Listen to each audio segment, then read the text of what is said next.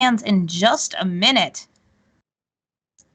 And again, we're in round 9 here in the League Weekend Strixhaven split. And I like showing those key cards here. That Goldspan Dragon, such a great card.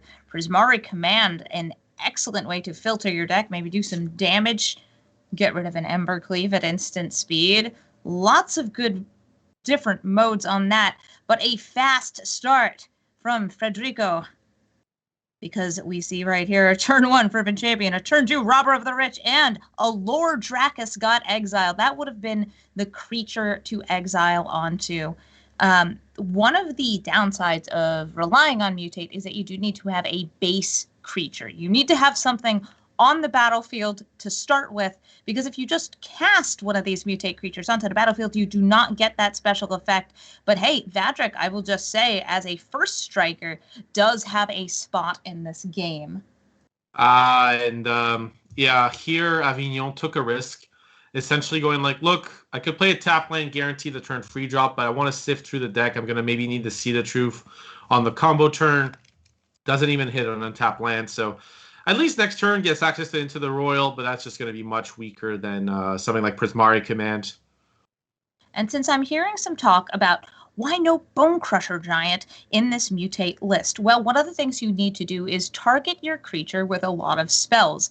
And mutating is a spell targeting your own creature. So do you know what happens when you try to mutate onto a Bone Crusher Giant? It hurts. It hurts a lot. Yeah. And here, by the way, that Frostbite is a nice pickup, because it means that even if Avignon had played a Vadrock to kind of deal with this board state, it wouldn't do much. So now, again, we're just seeing a beautiful curve here from Bastos. There is the Prismari Command and the Into the Royal being held up here. There has to be some damage prevention done here. Who will die to the 2 damage? So looks like it's going to be maximizing damage prevention there, killing the Rimrock Knight, and making a treasure to line up Goldspan Dragon next turn. It's kind of funny, right? Faceless Haven, being all creature types, is +1 damage from the Fervent Champion. Also can't be bounced by Into the Royal, so a really powerful card in a matchup like this. I don't see how Avignon comes back out of this. Since again, Into the Royal doesn't deal with Faceless Haven, and you do have 2 pieces of interaction, right? You have Prismari Command and Into the Royal, but unfortunately, Into the Royal is not unsubstantiate, so that does prevent the attack. Yeah, Vadric and 1 spell might not be enough here to survive the onslaught, especially because Vadric would just die to that Frostbite that we see in hand. And 2 Lord Dracuses did get exiled off that Robber of the Rich. Those were good Robber hits, not so much because Frederico could play them, but because they're cutting them out of Avignon's deck.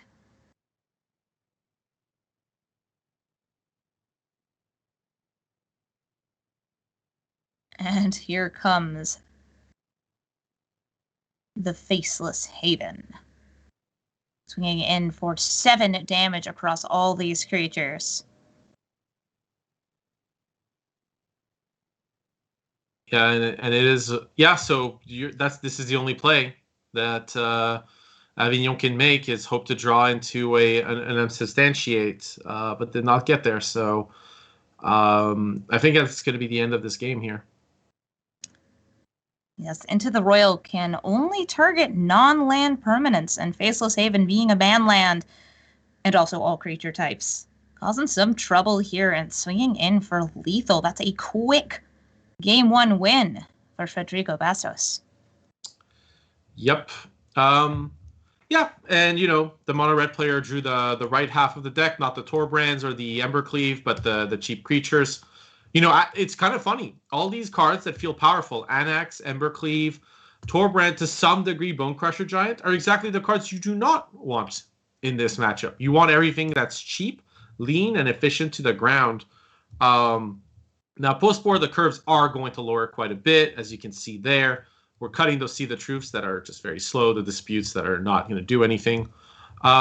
Interestingly, Frederico Bastos keeping the curve still a little high, cutting those cheap creatures. I am wondering because Torbrand and Embercleave and Anax do not actually match up that well versus on like Into the Roll or Unsubstantiated, and those are cards you are keeping in. So it's gonna be interesting to see how these post-sport games play out because it looks like Frederico Bastos is going more for an attrition game of, look, you're not going to be able to really pull it out, and you're going to have to lower your curve. So I'm going to just have a more attrition plan because otherwise I'm going to die and lose the game to Cinderclasm. Oh, and the choice not to bring in the Royal might be from experience playing a matchup like this, or might not see that recursion of spells from the graveyard as the key threat. Oh yeah, the Roiling Vortex. Yeah, I think it feels like by the point we get to that card, you know, an Into the Royal would bounce it, and at some point it's only stopping the full on combo down the line, and a Goldspan Dragon can still do a lot of work. Here we go.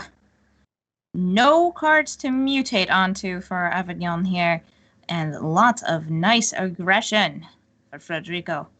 But there is some good interaction. The Spikefield Hazard's going to be able to take out any of these turn 1 creatures before they can do any damage. Yep, one of the best possible cards in the deck is that Spikefield Hazard, just because it buys all the time you need for the rest of the nonsense to happen. And a land drawn. Still have that Into the Royal. Ideally, you're always casting Into the Royal for 4 mana because it does draw a card. And here comes the Fireblade Charger onto the battlefield and a second Fervent Champion. It's a good thing that first Fervent Champion was removed because those two together are dirty. You get the +1/+0 buff from each one, and they can target each other, both being knights. Yeah, I mean, yeah, that's definitely the one drop you want to.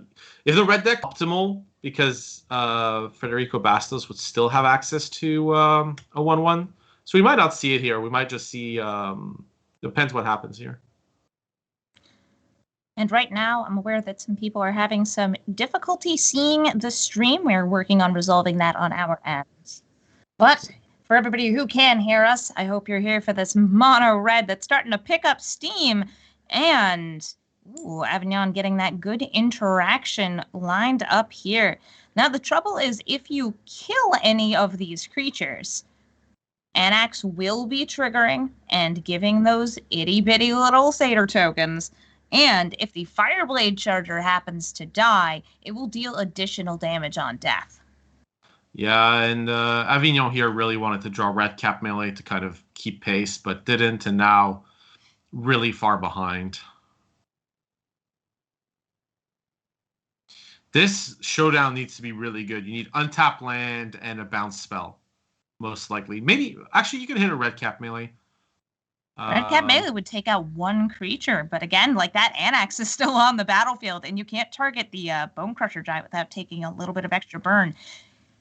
Cinderclasm, just not quite big enough here. It would kill the Fireblade Charger, but you'd still take 1 damage from its death. Yeah, at least the Unsubstantiate here can get rid of the Anax. Which buys time, and you have Goldspan Dragon, which looks good until you realize your opponent has Soul Scar and Red Cap Melee. So the Goldspan Dragon is going to be key this next turn. I believe that it's going to be what leads now a pretty... Ooh. Oh no, unfortunately, that I just realized that's a Triome in hand. It would come in tapped. So in order to kick things off, you'd need to attack with the Goldspan Dragon. But the mutation can begin here. This might actually lead to an interesting moment here. There is a red cap melee available for Frederico. But timing it, knowing that there are probably some instant speed spells, is going to be tricky. The thing here is, if you mutate, you could play Prismari Command or mutate here, and that always generates mana. Now, Yep. So this is spending your treasure token and tapping your land in order to get 2 treasure tokens, but it leaves them with nothing for just a moment. Because the second you target the Goldspan Dragon with something like Red Cap Melee, another treasure would be made, and that allows for even more spells to be cast. But we happen to know that the only spell available at that moment in time was Fire Prophecy. I'm a little surprised by this. I know you want to wait for the mutate effect, but I'm still a little surprised that Red Cap Melee wasn't fired off a little earlier here. Because now you want to get that Vadrik on, and Vadrik's casting cost is hybrid mana, so just 2 treasure tokens with this Goldspan Dragon's ability will work. Yeah, plus Showdown is really key here because it means you can respond and make the Goldspan Dragon larger, so you can even Fire Prophecy your own dragon to kind of keep this chain going potentially here. Although you do need to hit, so let's see here. There's still a Red Cap Melee. So this would attempt Avignon, sorry. There's 2 anyways. There's so much back and forth during this turn of like, how do I time these spells? What do I hit? So going for that +1/+1 counter on the Goldspan Dragon, we know that if nothing else resolves here, the stack will kind of come down. There will be a Vadrik on the battlefield, but the Vadrik would just die to Soulseer.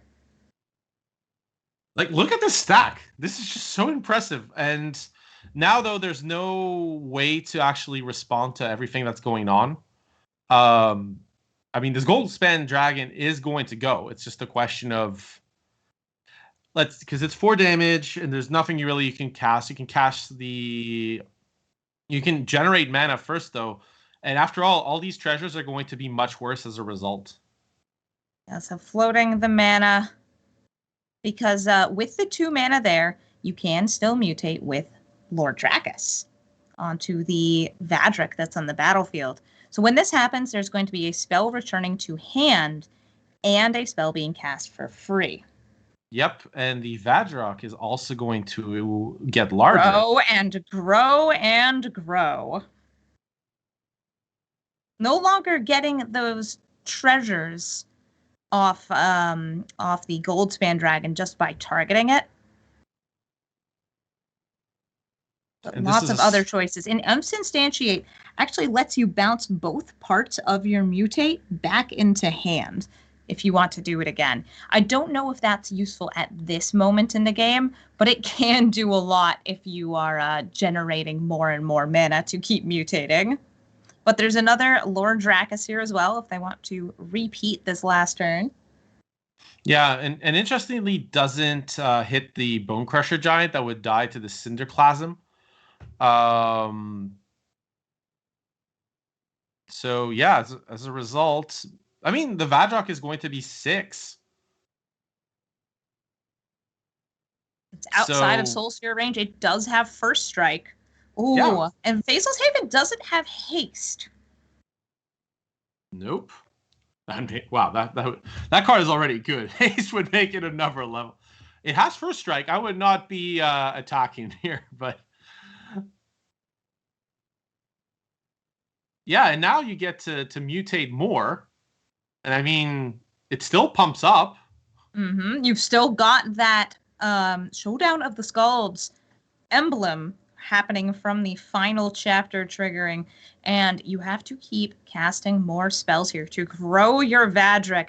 It is very possible that we will see a 14/14 Vadrik swinging in for lethal on this turn. Yeah. The only thing is, do not target the Bone Crusher Giant. Oh, if you target it, you may be in some hot water. Yep. So, I think we're just seeing a retargeting happening here. Well, it's a question of what matters the most. Is it cards or mana? Technically, it's both. And also the damage. So Avignon is trying to figure out, how can I get lethal damage here? Let's see. Prismari commands are essentially bolts, and we're already at 7, so it's 1 off unless you can, so if you could draw any other spell that works out. I believe. Because this would be free more, and then this would get you a treasure token, so okay. Well, technically, it is lethal bar one problem, which is that you have to cast Into the Roller or Substantiate, and yeah, and going Into the Royal down should to, be. I wonder, going does down it into to 1 is okay. It's just a little risky. I'm trying to remember the rules interactions with mutate and Into the Royal. Like if you can target one of the pieces rather than the whole. Rather than the whole No, card. I see. Yes, because you have to be wary of the fact that there's going to be a stomp incoming for that lethal damage. I didn't see that. I forgot. Oh wait, that's an adventure card. So this Vadrik is just sitting here like, yep, what can I do about this? And as we mentioned in the first game, Into the Royal and Unsubstantiate can't hit Faceless Haven, and there's another haste creature in Frederico's hand. Yeah. So just to point it out here, right? A treasure token would have been able to do it because you could have Into the Royal the treasure token for exactly lethal. Yeah. So I believe you can't Into the Royal like a mutate piece like a Lord Dracus, which would, doesn't do anything anyways in this spot. You have to return the whole thing. So yeah. To be fair though, it is a 9/9. Not much has to happen because after all, you could always attack and return it and keep and try to find last point of damage, but then this Soul Seer kind of gets the job done. So Unsubstantiate will be able to hit a creature here. Into the Royal, also able to hit a creature, but you can't cast both. They'll do essentially the same thing here, but there's just a lot of damage that's about to swing in. And oh, is this going for the steal? There are a lot of 2 damage burn spells. All right, going for Into the Royal or Unsubstantiate here. So yeah, this is close because Into the Royal draws a card, but Unsubstantiate bounces Faceless Haven. There's no card drawn because it's not kicked, but what it's doing is it's turning off the robber's trigger here, so no card got stolen. Right, yeah. I like the bouncing. It was just a question of which card to use. And Avignon wants to attack, and you can keep up Unsubstantiate to bounce the Faceless Haven. So now the Robber of the Rich is sitting on the battlefield with Reach. Oh, do not forget about the Secret Reach. Wait, no, there were no spells cast. Okay. Well, the showdown's gone, right? So it wouldn't change anything, but now this... Yeah, but leaving yourself mostly undefended against a deck that can swing back so quick and so hard. No, but this is good. Now Avignon wins on this one because you get to bounce the Faceless Haven and the Fervent Champion, go down to 1, and then swing back for lethal. Oh, there's only 1 damage coming through here. Oh no, 2 damage I would not going bounce through. the Robber. Yeah, because the Robber can... Oh, but that land can be replayed. Wait, was a land played this turn? I don't believe so. Because there was a top-decked Fervent Knight. Right. So you could still play the land and the Robber, right, and block. Or did it have Trample or something? Did I miss out? No, definitely doesn't have Trample. That was some back and forth there. No, I mean, if you came here for entertainment, you've been served that in spades, as far as I'm concerned. Those were some of the most ludicrous, fun matches we've seen.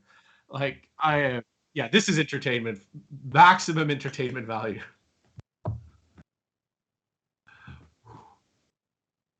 All right, so we're going to throw to a quick break while we wait for sideboarding.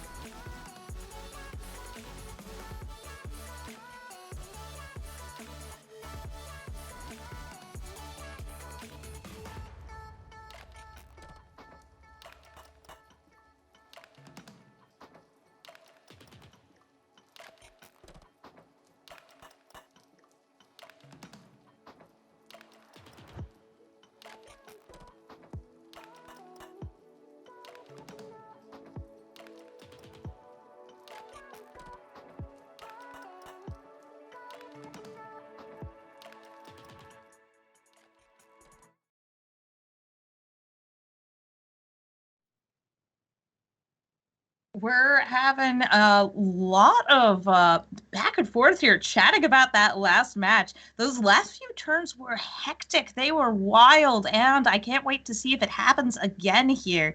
Both players do have a game win, and we're hoping to see who comes out on top, Mono Red or Mutate. Yeah. I mean, the people watching the game are clearly the people that came out on top here. The people who were just like, wait, what was on the stack again? And you're just like you wish that you could just hover over the cards and like check them all. Be like, okay, so there's the treasure trigger here, and then there's the bone crusher giant. All right, and then over here, unsubstantiate. There's a faceless haven. Got it. So Avignon. So interestingly, Frederico Bastos has what I believe is a very good hand in this matchup. Just a bunch of cheap creatures with haste. You attack in. Life is great. But there's a Cinderclasm to help follow up on that Fervent Champion and Rimrock Knight. Yep, and that red cap melee can also get rid of an Anax if that gets played on turn 3. I'd be surprised to see the melee fired off. Not completely shocked. You do get to prevent the card from Robber. But, you know, Prismari Command is one of the better hits you can get off the Robber here. Ooh, yeah, Prismari Command would be a nice spell. You'd even use it to destroy a treasure. We saw yesterday a treasure trade happen where a one treasure was destroyed and another created. I believe that was Nassif's match. This isn't substantiate. This might tempt Frederico to go for Rimrock Knight because you can protect it, whereas before you didn't. So actually this is going to pan out really nicely for Avignon because you get, as long as Avignon's patient, as long as you don't burn that red cap melee here, and as long as this free one hits play, because now you get to Cinderclasm, this board away, the follow-up is Torbrand, and then you have red cap melee, you have unsubstantiate for the Haven, you have the showdown. Everything's looking really nice for Avignon, and it really comes down to the Cinderclasm. You can wait until a decision is made, of course, but yeah, so we should see Cinderclasm here. I'd imagine. And it is being kicked, so it's dealing 2 damage to each creature. Now Torbrand is left alone on the battlefield. Just a dwarf with no kingdom. Yeah. Now there is something positive for Frederico Bastos, which is, you know, there is red cap melee, true, but there's not much else. You know, you'd substantiate a Faceless Haven if that came in, but there's not much else going on. There is an option to go for Showdown this turn. It's pretty high risk. That is very risky because if there was a little hasty creature in hand and then another one came down, that is not the spot you want to be in. And I do like this. Going in with just Torbrand, with the backup Torbrand in hand. So I kind of like to see the substantiate there, just to protect the Goldspan Dragon, but I guess you get the treasure anyways. That said, I mean, you could always unsubstantiate the dragon if you need to. Yep. In response to a stomp, you could always get rid of the either the Torbrand, bounce that back into hand, or your own Goldspan Dragon. And that would cause the Bone Crusher Giant to fizzle. Yep. Plus you get the nice axe. You could also bounce the Torbrand if you believe there's not another burn spell. Because at the end of the day, there's another burn spell. Your Goldspan Dragon doesn't get saved anyways. So you might as well, I think, bounce the Torbrand in this spot. And you know, Frederico Bastos, this is a tough spot. You know, there was a good opportunity to unsubstantiate this Torbrand. So, you know, you're doing this, but this is not going to pan out. The only question I think for Avignon is what to target, but I think the Torbrand is the target. Since no matter what, that returns to hand. And if there's another burn spell, at least you get an extra treasure. We're going to watch this Goldspan Dragon keep carrying things away here, making sure to keep that red mana open. Yep. And some good hits there. I see that Vadric, another Goldspan Dragon. Wow. Spikefield Hazard, that's going to be game. And it goes to the Mutate deck. Yeah, because there the Vadrock would have recurred a lot of these spells, more advantage, and okay, I'm gonna stop talking about like the actual pro analysis. Is it still just blowing your mind? You know, I think you need to diversify the decks that you play. Maybe go ahead and dive deep into the jank that's available in the queue. Mutate dragons. Come on, maybe a dragons approach deck. Maybe you'd like that one. I mean, I play Modern. I get access to jank all the time. It's just an endless supply. That format is an endless supply of jank.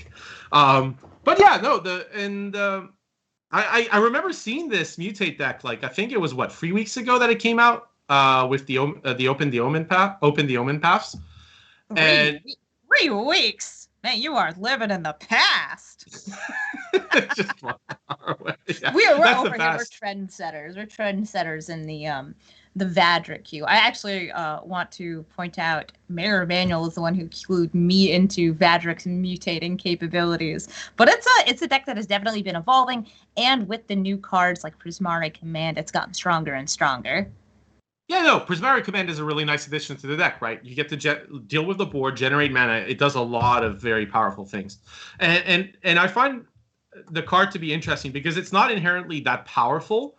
But the it's a lot of the time with these commands, it's like, the cards never look great. At the end of the day, they're not cards that look good because why would I pay free mana to make a treasure and deal 2 damage? That sounds terrible. But actually, that's not what the card is. The card, it's that versatility of being able to do kind of all these different modes that really makes the card a lot more than the sum of its parts. That's why commands, charms have always been good Magic cards, is because of that versatility.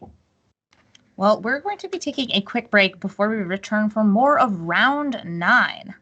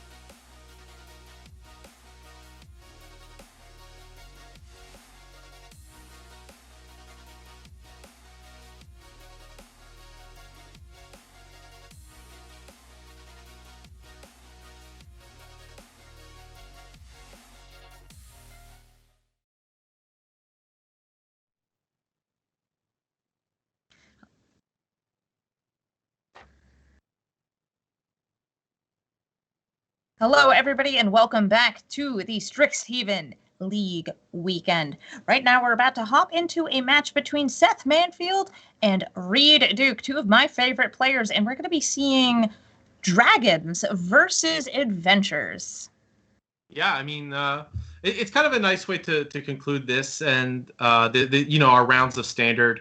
I think the Dragons deck is going to pan out well against the Adventures deck, right? All that cheap interaction. I mean, it's got to be for a deck like this. Yeah, and this deck has been doing great this weekend. This is the Izzet Midrange Dragons deck. It uses Goldspan Dragon, who we saw doing a great job in that last game, as well as expressive iteration to find the right cards, get some card advantage, and Bonecrusher Giant and Galzeth Prismari for their extreme value. This is also one of the few decks that runs counter spells in its main deck, and we see a lot of work being done by those, especially when it comes to the matchups against Sultai Ultimatum. Right. The fact that your Frets get to generate treasures, and as a result, you get to play your Fret plus keep interaction up. That's a lot of the power behind this deck, right? Side Coming can be a 2-mana counterspell thanks to Foretell. I can't miss this. Somebody called the dragon Seth Manfield Prismari, which I will ruthlessly steal from chat. That's actually a good one. Galliseth. Yeah. Well, I think if Seth Manfield were to be compared to any creature type, Elder Dragon is a pretty good one to go with. Yeah, I mean, yeah, the Elder Dragons, that's the story of the Elder Dragons back from Legends.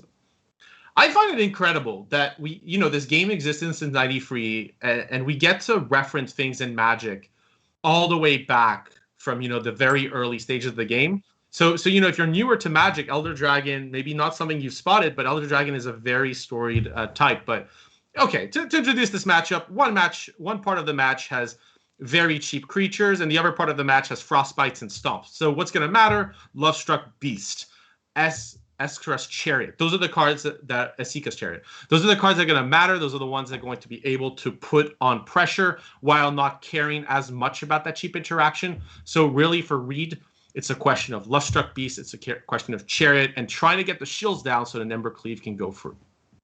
Yeah, those 5 power, 5 toughness on the Lovestruck Beast is actually monumental when it comes to fighting against these dragons. Yeah.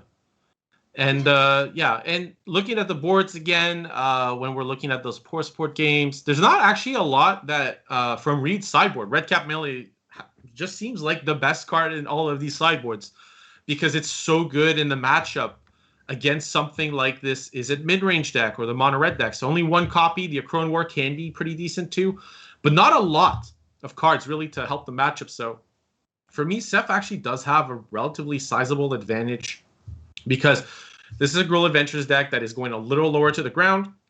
As a result, that opens you up the Stomp, that opens you up the Frostbite, and leverages those cards against you. And we're going to be hopping into Game 2 here. Reid Duke did win the first match. It is easy to get a powerful, quick victory when it comes to Gruul Adventures, and I'm not surprised to see it happen here. And both players are going to be doing quite a bit of shoveling the removal in and out of the deck. Look at all the removal that got brought in for Seth's deck. It's not really surprising, right? Like, the red cards are what you want. You're facing a bunch of creatures on the ground. You want red cards to kind of burn them to the ground again. Brazen Borrower, not really known for its ability to fight off in Adventure Mirrors. So very clearly the card you take out, and then Mystical Dispute, not very good. Then you take out some of the more conditional cards.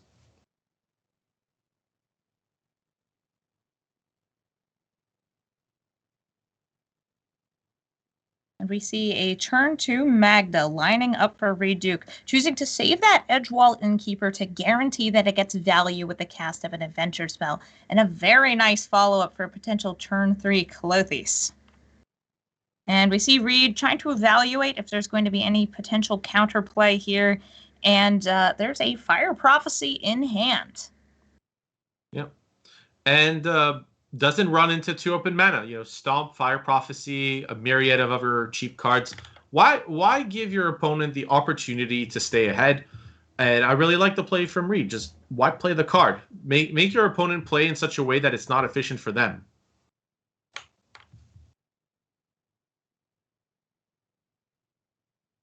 And we see a Volatile Fjord exile there, so it can be played this turn. And now Reid Duke feels safe to play Klothys, because a counterspell is what she is the most afraid of. She is almost impossible to deal with on the battlefield because she's an indestructible enchantment who can become a creature once the devotion threshold of 7 is met. Yeah. Interestingly, often you do not want it to be a creature because Soul Seer is a thing. And it's very easy for your opponent anyways to turn the devotion off. But that ability, right, just the enchantment ability of staying on the board and kind of draining every turn makes it really hard for the blue-red deck to race damage.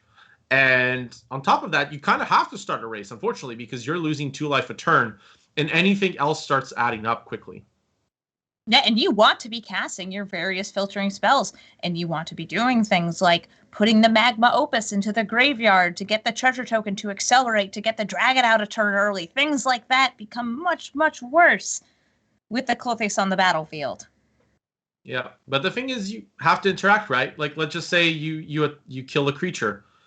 Well, that creature means that you essentially put more cards. But okay, this is an interesting play.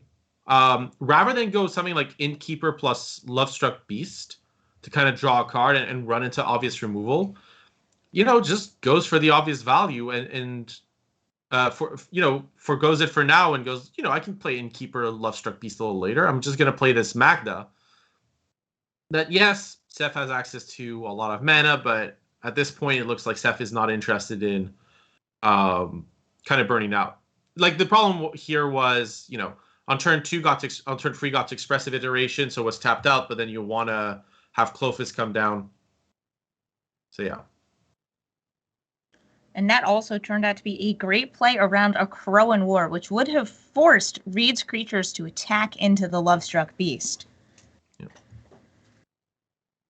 Another key difference and the reason why Magda here was played out is now that Klothys is in play, you can guarantee, you might as well get those cards into the graveyard.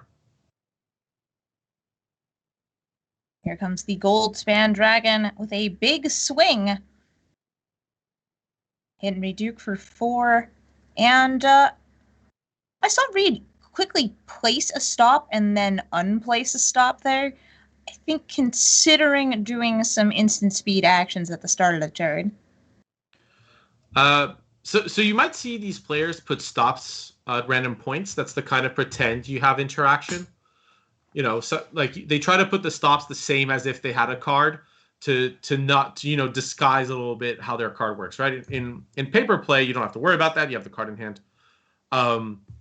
But in online play, not having the stops and burning immediately for your turns, even if you have 4 mana open but you have nothing to play, would give an indication to your opponent on what the hand is. So that's why you're seeing the stops as to kind of disguise the hands. And here we see the Edgewall Innkeeper drawing a card off the Lovestruck Beast, and it is a Magda.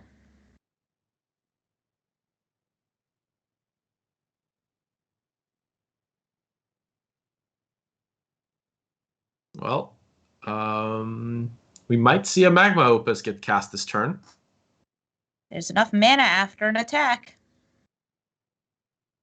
Yeah, the question. So swinging in with the Goldspan Dragon does generate a treasure. Each of those treasures can tap for 2 mana thanks to its ability. And, a Magma Opus is a great way to take out the 1/1s that enable Lovestruck Beast to swing. But then again, there's also the potential for a Galazeth Prismari, a Crowan War.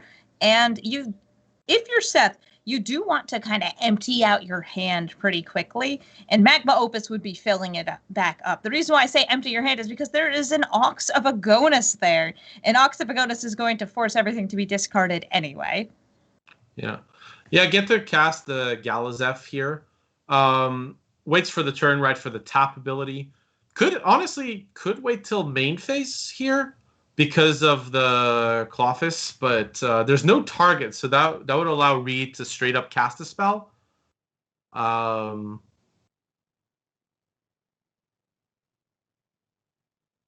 Yeah, there's no card in any graveyard, right? So here you're trying to avoid the ability, but I think that allows Reid to cast a spell since it doesn't happen, and Reid would maintain priority.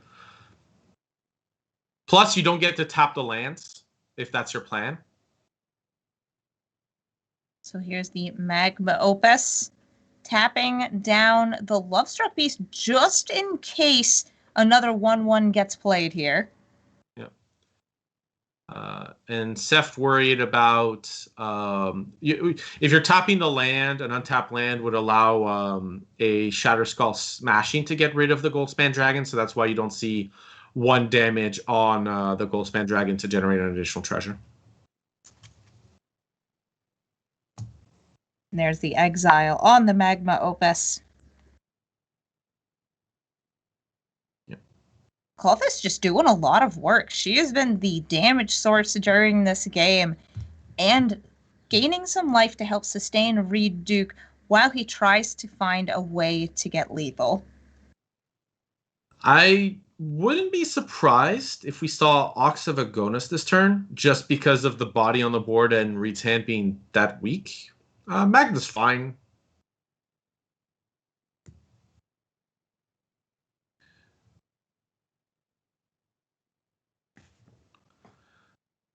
But here, this is a lot of damage per turn. I mean, we're talking... Yeah, just swinging in with those 3 creatures, like, oh, geez, that's 11 damage if it goes unblocked. So funnily enough, if you ever decide to play the Akroan War, it won't happen, unfortunately, this game. There was a very funny thing that could happen. You can steal the Magda with Akroan War and accumulate a bunch of treasures and then use Magda's ability to get another dragon. Yes. Listen, usually she's finding Embercleaves, but occasionally she finds Goldspan Dragons or Velamacuses. Velamaci? That guy. You know, Lorehold. Yeah. But yeah, in this spot though, the problem is Clothis has too much work to do, right? You're taking 11 a turn, so it's gonna be rough here for Reid. Plus, there's open mana for a Fire Prophecy. I don't think there's much that can happen here. Yeah, I don't think that exiling a treasure token is going to do it for Reid Duke here. Yeah, Mass Vandal, I think, boarded in because of the Akroan War, especially. Which, not a bad idea. Just not going to pan out here since that's not the card that matters. You're facing dragons, and the early Magma Opus was really problematic. So here we go. 4 damage on the Goldspan Dragon causes a treasure to be generated. That way there isn't lethal in the air. But it's still going to be lethal. Yeah, Reid's at 7. This is 7 coming through. So, plus there's the Faceless Haven. I mean, there's nothing. It's okay. We're going into game 3.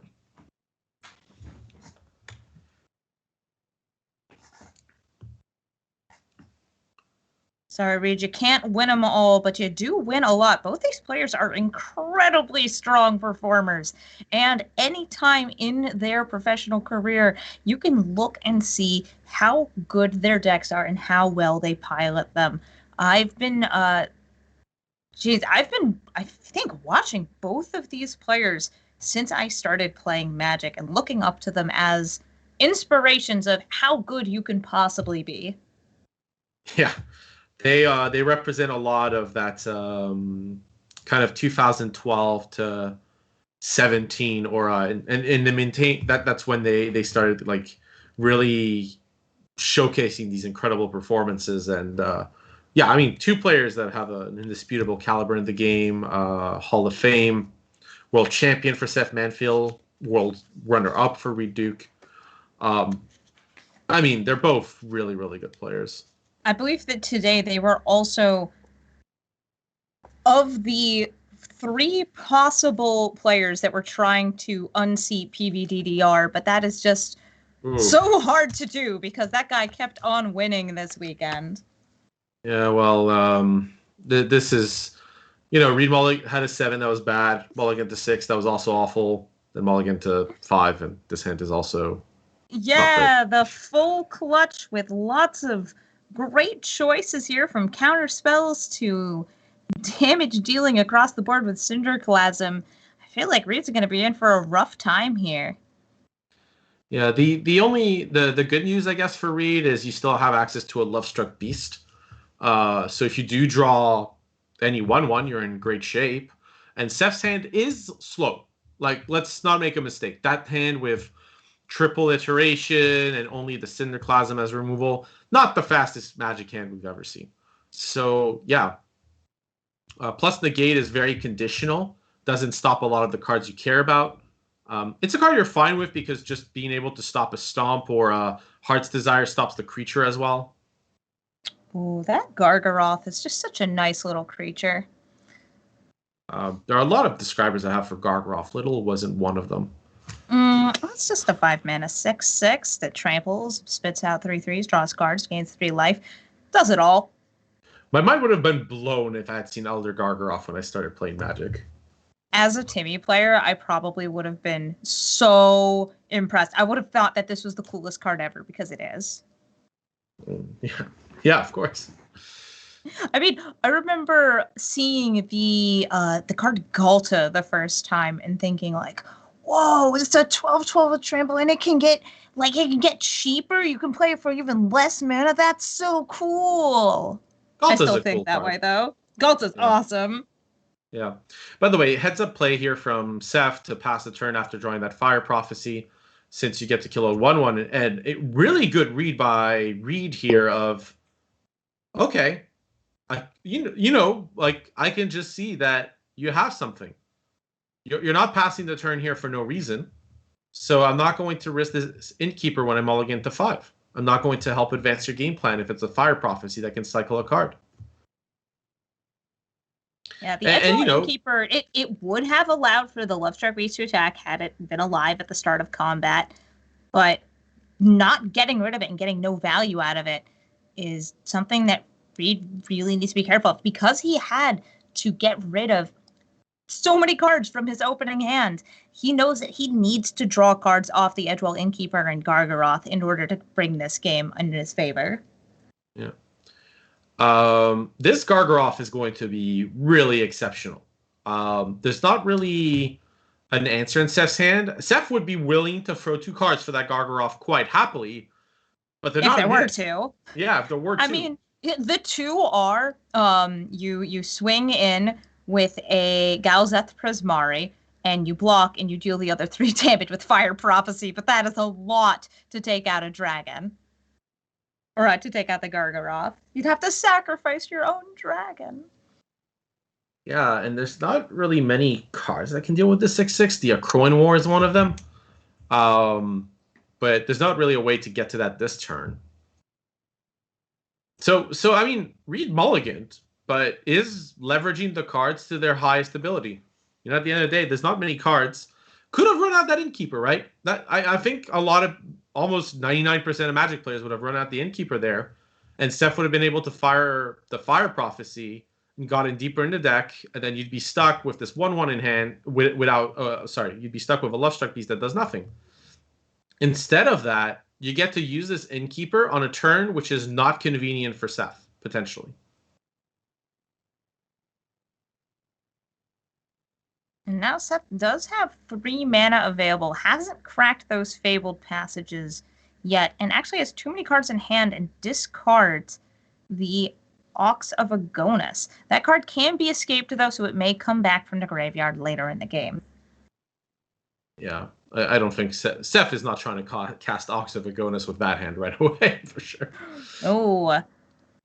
So again, it does come down to, do you play this Edgewell Innkeeper to allow, or try to allow for the Lovestruck Beast to attack, or do you just swing in with the Gargaroth, who's almost guaranteed to make it through here?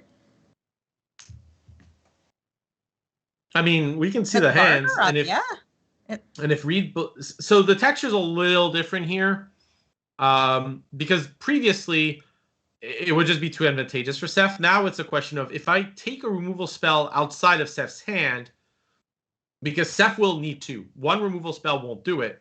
So if I play it, I get it. But I guess Reid decides, you know what? This Innkeeper, I want it to draw me a card first and foremost. And it doesn't change too much on the clock here. There is now a spell that can be cast next turn, which would trigger the Hall of Oracles and allow for a +1/+1 counter to get thrown on that Gargaroth. Yeah. But, I mean, look at how this game worked out. Seth essentially passed a turn with 2 mana up 3 times and never got to use the spell. Yeah, it's just burning mana. You almost always want to use your mana efficiently. You want to use it up when you have it, so you're getting the full value out of your resources, your lands. Yeah. So Seth, I think with all this interaction is just considering, do I play the iteration or not? You might want to keep up negate because you're very likely to double fire prophecy this turn. So as a result, you might want to keep up negate in case something like an Embercleave comes down, because that would make the toughness 7, and then that's the Gargaroth lives. But yeah, Epiphany put into hand there. And yeah, Epiphany's nice. Land exiled, and I believe another land was put back into the deck. Yeah. And the other problem with you do it now to be safe, but the problem with doing it now is you're tapping out. Yeah. It's not what you want to do. And then that Gargaroth is going to have a lovely little innkeeper buddy who's going to help him swing in. Or sorry, the Lovestruck Beast will. So goodbye, Gargaroth, and hello, innkeeper and Lovestruck Beast. His heart's desire can be an innkeeper. We love who we love. And sometimes you love the guy who gives you ale when you come into his friendly tavern. Yeah. A lot of people enjoy the company of innkeeper. Some giants, some fairies, some beasts. They all enjoy the company of the good old tavern keeper. Oh, he's a great dude. He's drawn me so many cards. Probably in the so many thousands. Cards. It's actually incredible how much of an impact innkeeper has had on standard and keeps having on standard. There are so many of these great just uncommons that you can build a deck around. Even building like a very, the packs I opened, having fun with adventures kind of deck can go great with Innkeeper. So this Innkeeper, though, is not happy to see no adventuring friends in hand. And while there are these two Shatterskull Smashings, the only target they have is the Lovestruck Beast. And I don't think that it's worth burning your own beast for a tiny bit of damage to get a +1/+1 counter on it here. We are going to see Reid playing out a land, and he does have lots of removal here for a dragon that could come out, but it may also be time for an extra turn for Seth Manfield. Get some blockers on the battlefield, these 2 1/1 flying birds, and an extra turn to keep setting up. Or 2 turns, there's another Epiphany in hand, and as we mentioned earlier, 4 Alrund's Epiphanies in a row is lethal damage. Yeah. So yeah, Reid had the decision there. It was kind of a close call with the smashing because it's a 2-turn clock, right? You'd put Seth down to 6. You could do smashing for 0. But it's just not going to do the job. You're going to probably have to deal with dragons down the line. So Reid decide, mulligan to 5. I need access to my spells. Seth's side, you play the Epiphanies out, even though you're not leveraging more out of them, just because of how efficient it is. You draw an extra card. You get a ton of bodies on the board. Make birds take turns. Yeah. And maybe play some dragons too, because here comes the Goldspan Dragon. Yeah. You actually get access to the negate too this way, which is really powerful. Yeah, you can go ahead and throw the Galazeth Prismari out too, because it does generate a treasure. And we're seeing just one bird held back. Seth is probably fairly sure that Reid does not have creatures or Embercleaves because they would have been cast during a previous turn. Yeah, I like keeping an extra bird back. Honestly, you could even keep a third just to be 100% safe. Without the negate, I think Seth would have been much more cautious on the attack. But you have negate. Like how bad can something actually be here? And hello, Galazeth Prismari. And this is great because it does line up for an Ox of Agonis escape coming up in the future. Ox of Agonis does need 8 cards in the graveyard, and I think with that Fabled Passage Crack and the 2 Alrund's Epiphany going to exile, he's like too short. I saw a hover there, but I couldn't quite see. Yeah, let's 6 cards. So deciding to pay free life for the smashing, this will get negated, and then there's more than enough damage in the air. At the end of the day, Reid mulligan to 5, use the cards to the best efficiency they could be used at, and it didn't pan out. But I think we played this game actually really well. Really played around Seth's game plan, kind of gave Seth less leverage on the cards. It's just that it's really hard to beat this kind of overwhelming resource advantage. And that is lethal damage dealt by birds and dragons under the control of Seth Manfield. Way